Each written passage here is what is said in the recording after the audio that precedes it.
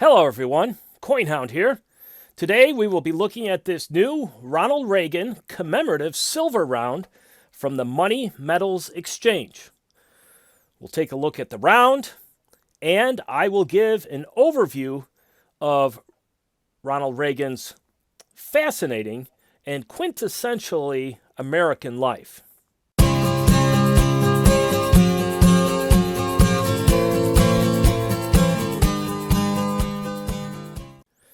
So you can see the round here in front of you, and this is apparently a new product at the Money Metals Exchange. That is an outfit that I have ordered from on a couple occasions before. One of my very earliest video, it might even have been my second video, but somewhere in the first couple there, was a review of my silver starter set from the Money Metals Exchange. And I have had good experiences with them in the past. I just kind of stumbled across this item by accident, and I liked the look of it, and I thought, I got to pick one of these up. I actually ordered two of them. So the round is there in front of you, and you can see the very nice likeness of Reagan there in Western wear. Reagan did own a ranch for a significant part of his adult life, and he enjoyed spending time on that ranch, riding horses, working on fences and chopping wood and various other things like that. When he was president, his White House, away from the White House, was at the ranch. And I remember as a kid watching on TV various news footage and things from when he was out at the ranch. So a very nice likeness here. So this is obviously the front of the coin, the obverse. And you can see there Ronald Reagan across the top, and it has the years 1911 and 2004, which are his birth date and death date. And then below, In God We Trust. And let me just zoom in on this a little bit. So this is not quite, not quite in the realm of a generic round. It's a little bit more expensive. Right now, the generic rounds at the Money Metals Exchange are going for $25 and some change. This one is today, as I'm filming, is $27.40. So it is running about $2 above the generic rounds that are selling at the Money Metals Exchange. But it does have this really neat subject and design. And as far as generic type silver rounds go, I do think it is a pretty good quality. Just going to zoom up here a little bit so you can get a little closer look at it. The craftsmanship appears to be very nice. It has a quality look to it when you're looking at it in person. Just giving you the close-ups here. And then when I flip it over, you can see it's got a kind of a mirror-like background there, in addition to the subject matter. And then when you flip it over, it is an image of the aircraft carrier Ronald Reagan, which is numbered CVN 76. And you can see the picture of it there. Let me enlarge it.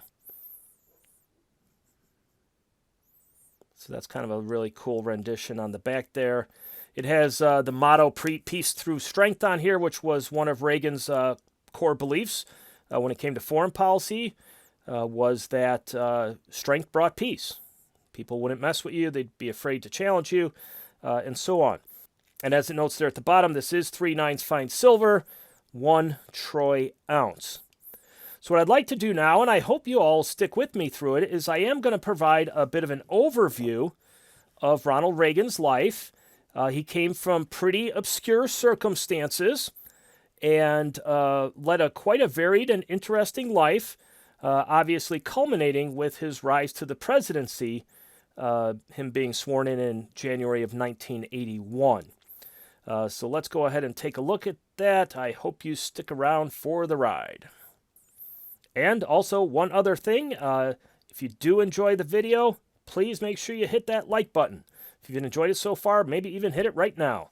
If you're not a subscriber, many of you viewers are not subscribers, please go ahead and hit that subscribe button. Maybe even hit the notification bell so you won't miss any of my content in the future.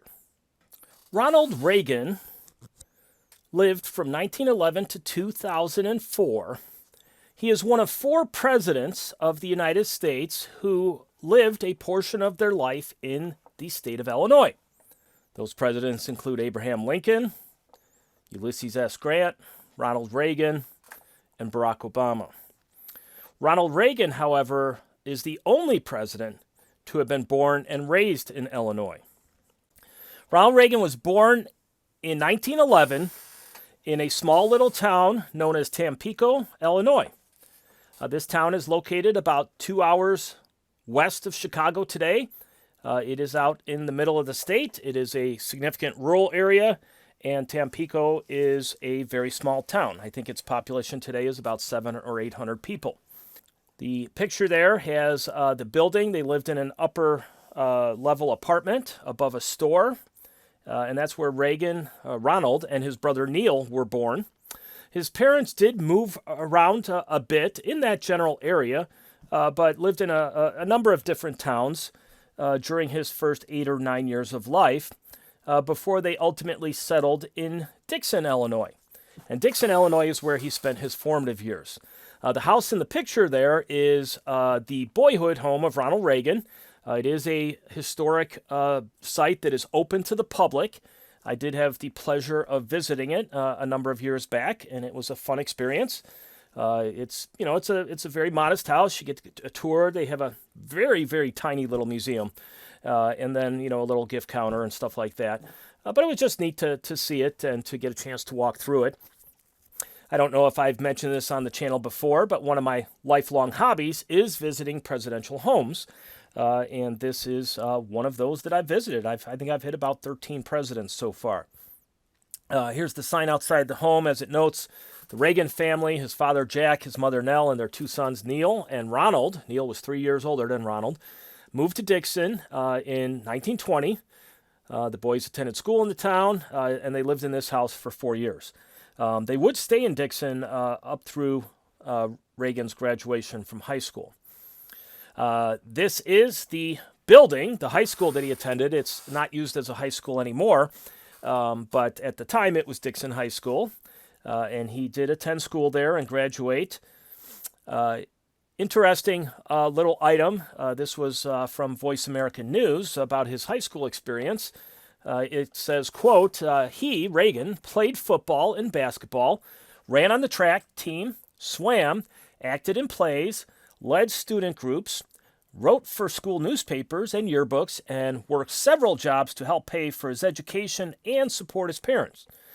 So that looks like Reagan had quite the busy and active life during his high school years. And I'm always fascinated from a historical perspective when you look at people's high school experiences many decades ago, how much those sound so similar to high school today. You got the sports, the plays, the school newspaper, the yearbook. Reagan was in high school 100 years ago, and it was all very similar. The model hasn't really changed all that much. He did play football, as it notes, at the school. This is an excerpt from the school yearbook, I believe after he graduated, his senior year yearbook most likely. His nickname was Dutch. It was a nickname his father had given to him as a small child. And it notes Dutch proved to be one of the strong factors in the line this year. He was a tackle. He took care of his tackle berth in a creditable manner and certainly had the true Dixon spirit. Another vacancy on the squad will be caused by Reagan's departure. And that's a picture of him on the right there as a very young fellow. This is his high school graduation picture from the yearbook in 1928. So he was in the class of 1928. After high school, he would go on to Eureka College, which is located in another small Illinois town. This one, about 2 hours today by car. It's about 2 hours southwest of Chicago. And he attended there for 4 years and graduated. He was an okay student, no spectacular performance, I guess an average student, but he was involved once again in a lot of different activities and clubs and things of that nature. They do now have a museum dedicated to Ronald Reagan at the Eureka College. I have read in the past that, some consider it to be the best Ronald Reagan museum that is out there, with the exception, not surprisingly, of the Ronald Reagan Presidential Museum and Library in California, the official one. And the fact that they have this in Eureka College, in a very rural area of Illinois, I think is pretty cool. So when he graduated, he went on and became a sports announcer, working in Des Moines, Iowa, for WHO, which was a radio station there. He did that for 5 or 6 years. Broadcasted a lot of baseball games. He did some Chicago Cubs games. But it was a very interesting style of broadcasting because he wasn't at the games.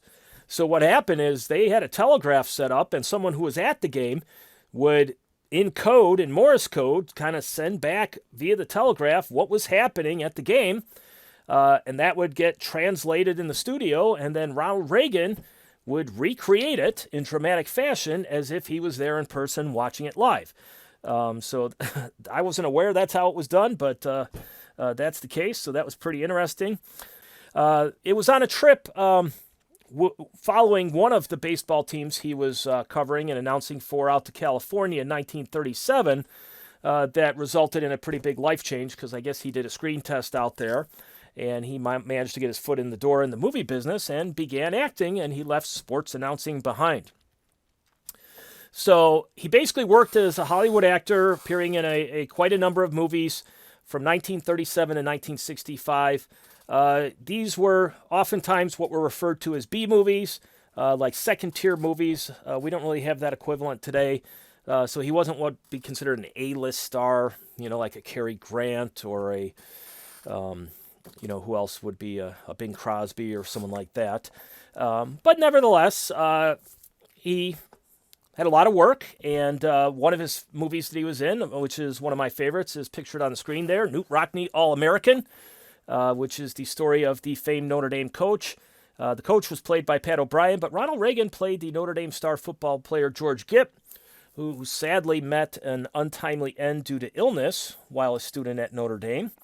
And that resulted in a very famous Knute Rockne halftime pep talk when Notre Dame was playing Army a few years later, when he told the story of George Gipp and how George Gipp's last wish was that when Notre Dame at some point in the future was up against it and it wasn't looking good, that if he would encourage the team by asking them to go out there and win one for the Gipper.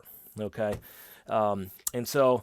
that's one of many movies he did, a personal favorite of mine.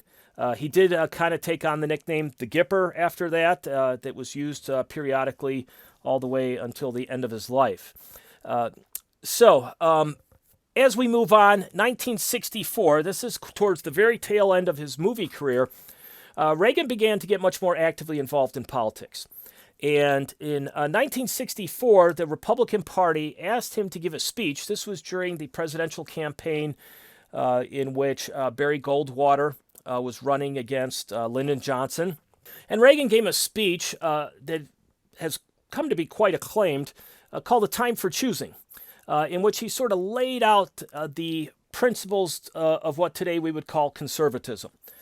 Conservatism was on the rise at the time. It was a reaction to a certain extent to political developments in the United States over the last 2 to 3 decades at the time, beginning with 1932 and the election of Franklin Roosevelt and the creation of the New Deal. Prior to 1932, people, whether they were Republicans or Democrats, did not have much in the line of expectations of the federal government or that it would have much involvement in their lives. But that changed with the Great Depression. Franklin Roosevelt came in and, in response to the tremendous crisis, changed the understanding of government by implementing a whole variety of government programs to provide assistance, to provide work, to regulate businesses, to regulate banks, and the like.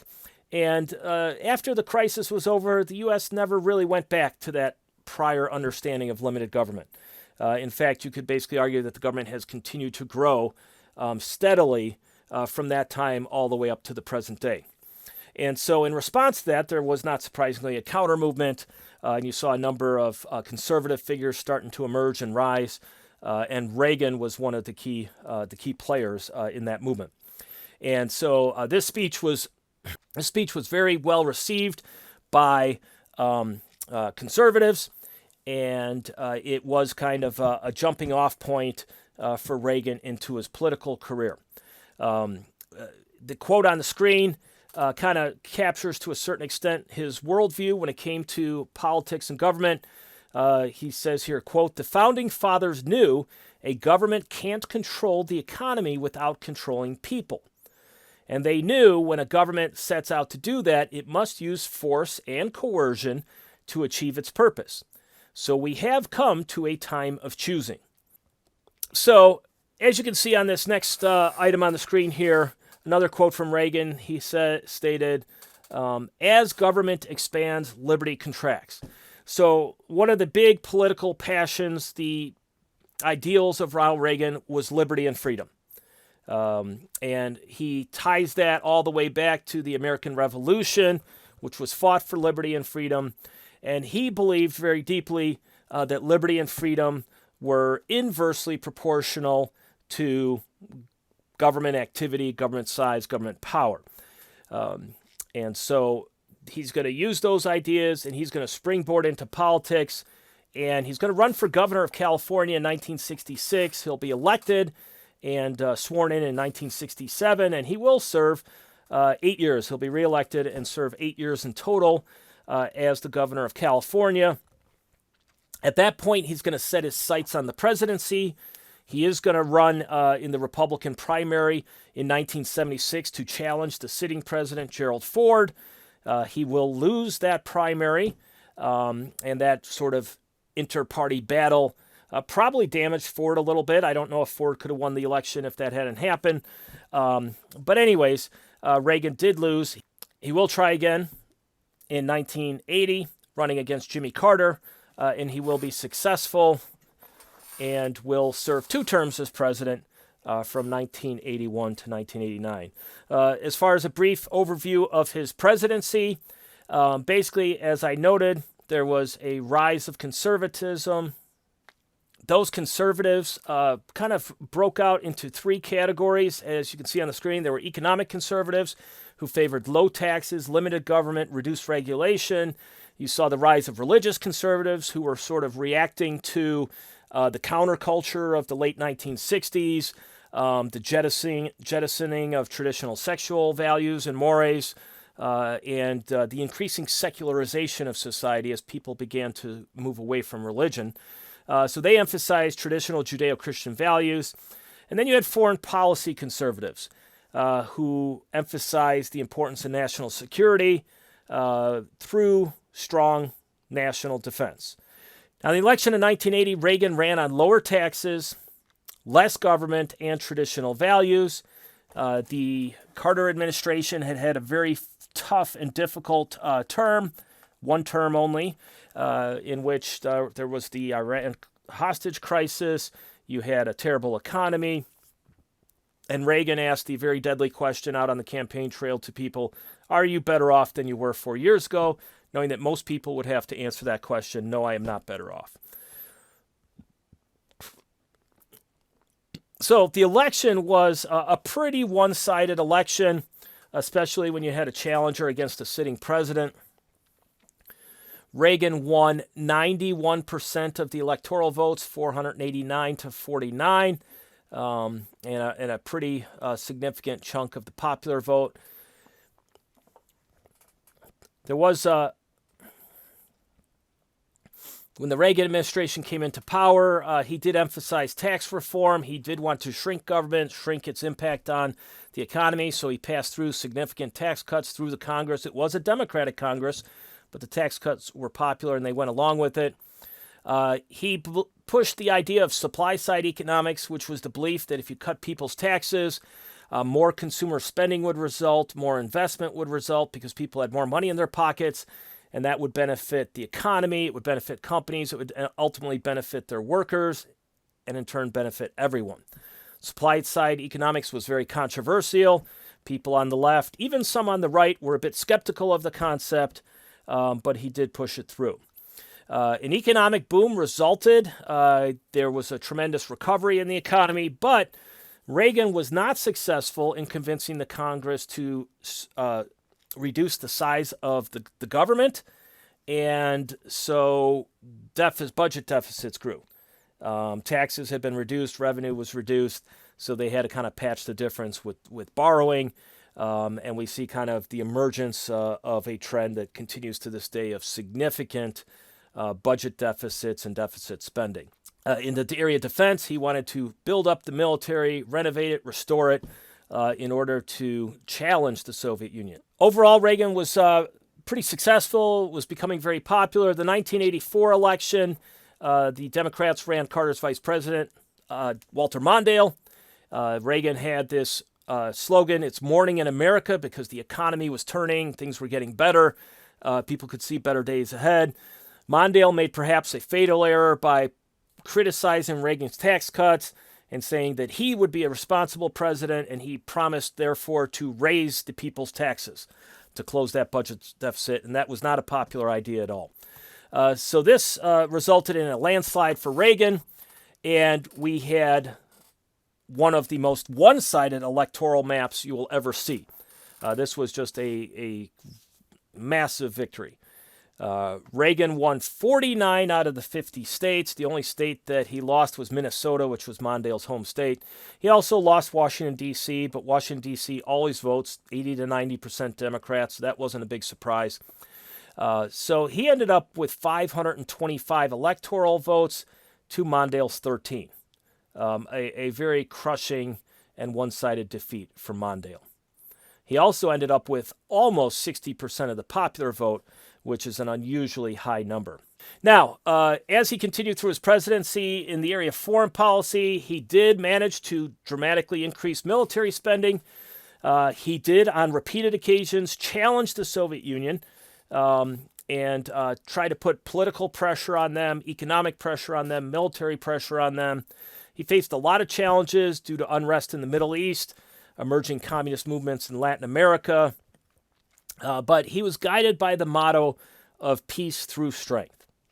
One of the more famed moments of his foreign policy took place towards the end of his presidency on June 12, 1987, when he gave a speech in front of the Brandenburg Gate in Berlin, Germany, just on the western side of the Berlin Wall. And he called upon Secretary Gorbachev, the leader of the Soviet Union, to tear down this wall. And that really resonated across the world, but particularly amongst the people living in communist regimes. And not too long later, those walls would come down. Reagan leaves office in 1989, giving, as many presidents do, a short farewell address. There's a quote on there from that address: "Man is not free unless government is limited." Man is not free unless government is limited. That was one of his core beliefs. Sadly, not long after he left office, within 5 years or so, he did make a public announcement that he was suffering from Alzheimer's disease. Some observers felt there might have even been some minor indications of that towards the very end of his presidency. He published the letter you see on the screen to the American people, kind of alerting them to his situation. He would deteriorate thereafter, but he would not ultimately die until 10 years later. In 2003, the United States Navy commissioned an aircraft carrier in his honor, the USS Ronald Reagan, CVN 76, pictured there on the screen. This is the ship that is pictured on the back of that silver round, and this ship is still plying the oceans today in keeping America free and safe. As I mentioned, he did ultimately die of Alzheimer's about 10 years after the public release of that information in 2004. This is a scene from his funeral here. His wife, the First Lady, Nancy Reagan, with an emotional moment at the casket. And that brought to close the story of his life. As many modern presidents do, or have established, we do have the Ronald Reagan Presidential Library and Museum. It is located in California. This is one I have not had a chance to get out to, although I would like to at some point in the future. Reagan and his wife Nancy, who passed away in 2016, are buried there, entombed there. This is a picture of their gravestone. And I thought I would close with this image here, one of my favorite images of Ronald Reagan, and very similar to the image on the obverse of this silver round. I don't know if it's the exact image, but very similar. And when I think of Ronald Reagan, this is the picture I oftentimes think of. So anyways, this was a bit of a longer video. I thank you very much if you kind of persevered through the whole thing. Hope you got some value out of it. Please hit the like button if you did. And till next time, this is CoinHound signing out.